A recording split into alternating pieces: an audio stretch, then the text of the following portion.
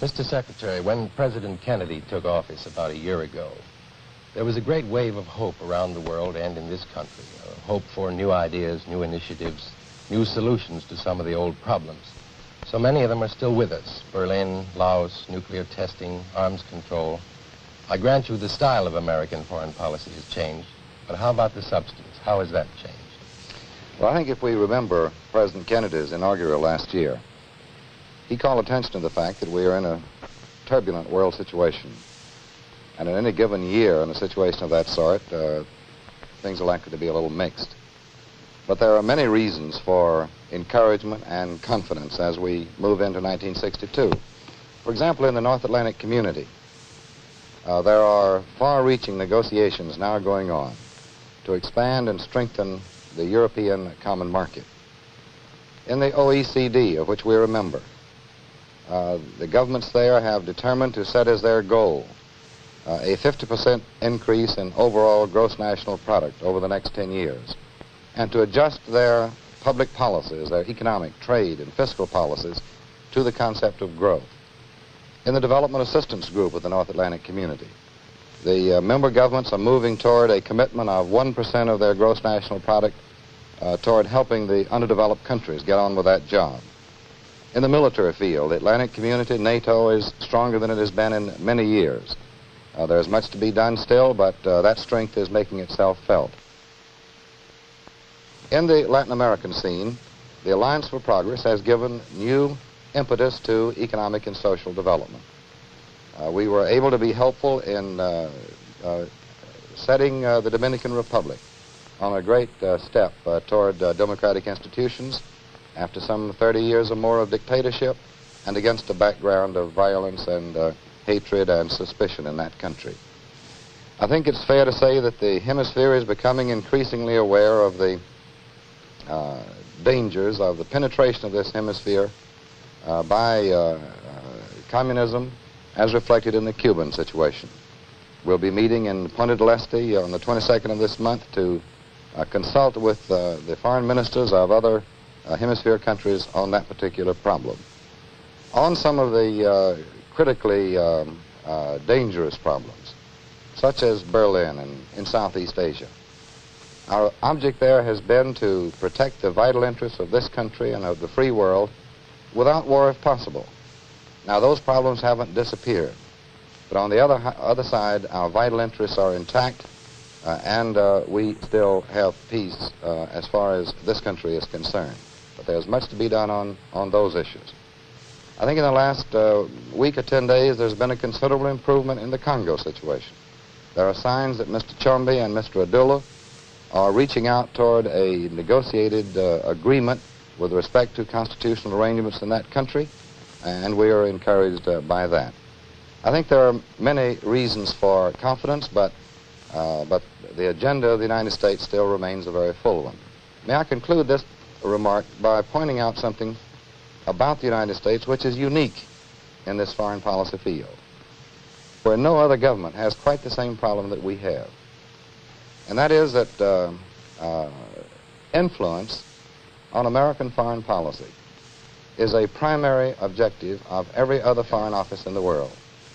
Wherever a dispute arises, whether it's in Kashmir or in West New Guinea or wherever it might be, we are drawn in because the parties to these disputes hope to enlist our aid and sympathy and interest, sometimes in their own side of the dispute, but also in terms of help in settling them. Mr. Secretary, I'd like to ask a question that I think is on the minds of a great many Americans following Cuba, Laos, and even Berlin. It has to do with whether President Kennedy, in your view, understands the uses of national power in support of national goals. There has been some doubt raised in this area. The question I wanted to ask you is, are you yourself, what is your testimony? You watched this man close up, dealing with issues in which the balance between war and peace was very narrow. Are you yourself satisfied on this score? I think that the American people can be fully confident that President Kennedy understands not only the burdens and responsibilities and the necessities of power, but also the limitations on power. In a situation such as Berlin, where the most immediate and direct vital interests of the United States are involved, There is, of course, a need to be absolutely determined to protect that position. And that has been made clear by the President, not only to the free world, but to others. I think that that it is too easy to think that every solution every problem could be solved if we were ready at a moment's notice simply to inject American troops into a particular situation. That is not the way to peace. It is not the way to an orderly world. Nor do I believe that the American people ought somehow to be transformed into gendarmes for every dispute in any part of the world if there's an opportunity to bring about a peaceful settlement which is consistent not only with our national interest, but with the peace of the world.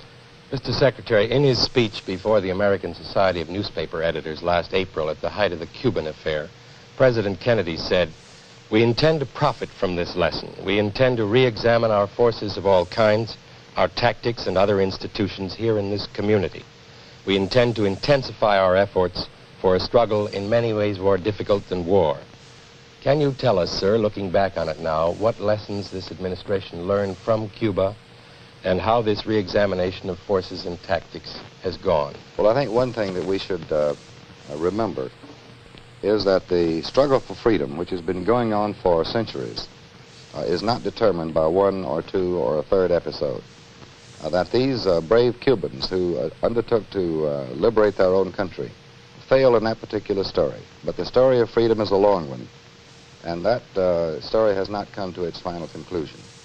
I think that we, at the present time, are working closely with the other members of the Organization of American States, the other governments in this hemisphere, on the basis that the threat posed by Cuba and the penetration of this hemisphere by communism is more directly and immediately a threat to the rest of them than it is to the United States. And their awareness of the nature of this threat has been growing very rapidly. And that is the next chapter, I think, in this problem here in this hemisphere. But has there been a change, Mr. Secretary, of the kind the President was talking about in that speech, in the sort of internal procedures of the American government to make sure that a disaster like Cuba will not happen again? Well, I think we've had organization, reorganization, and some adjustment in our procedures, but I would not think that would be the more fundamental aspects of that problem. Some Americans have argued, Mr. Secretary, that we should have torn down that wall in Berlin brick by brick, or better still, that we should have pushed it aside when it was still barbed wire instead of brick.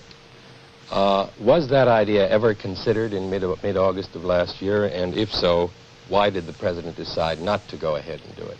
When a question of this sort, a situation of this sort comes up, I think it's reasonable to assume that all contingencies are considered and thought about, but I would not wish to emphasize that particular action in terms of its being considered as an immediate step, apart from every other contingency that was thought about.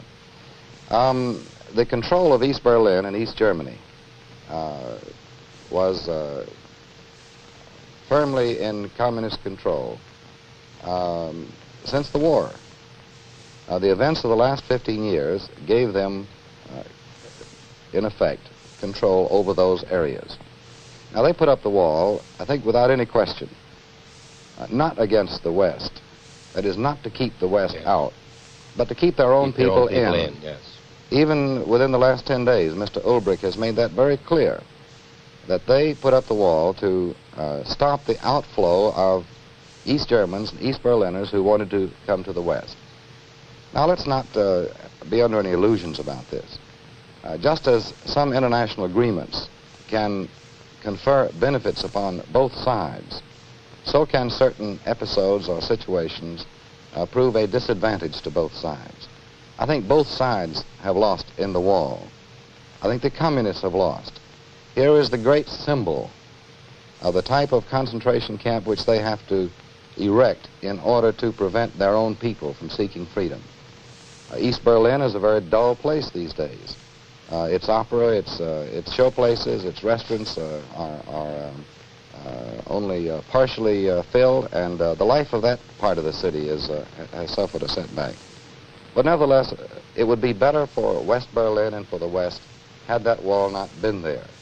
I think we must find ways to restore the circulation of people, if we can possibly do it, so that these Germans in Berlin will once again be able to recapture some of the life of the city as a whole. In other words, then, families can be sir, reunited. an objective of American policy today That is correct. would be to open some doors, some gates in the wall, That is correct. But if you... rather than to tear it down If completely. you talk about shooting your way into East Berlin, then you've got to follow on there and be prepared to answer the questions which come tomorrow, the next day, and next week about whether that is a basis of policy. Right.